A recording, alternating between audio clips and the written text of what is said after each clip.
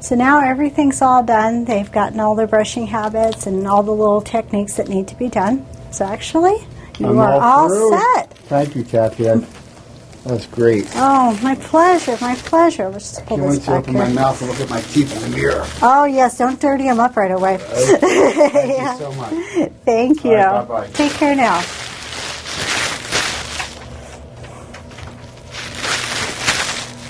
So now most of the stuff on the table here has to be thrown away.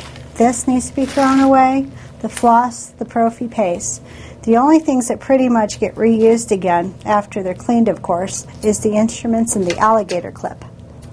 So then you're going to put these aside because you're going to be putting those in a sterilizer, and the alligator clips you're going to wipe down.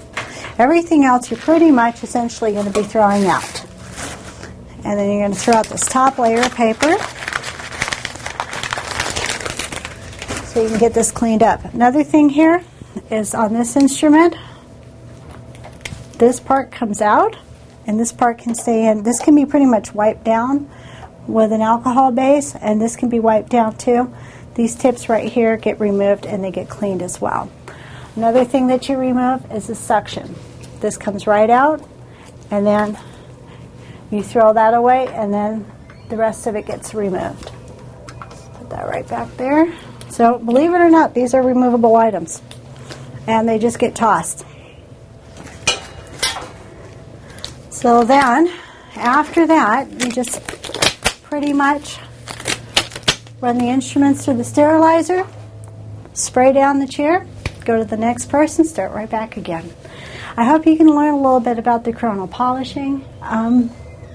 There's a lot to do about it, and it's really important that you do your home care as well as go to your dentist at least twice a year. Sometimes you have to go more, just don't complain about it, you're just going to need to do it. And also, a little home care never hurts. And remember, don't forget, do all that flossing there. It's real important. Thank you.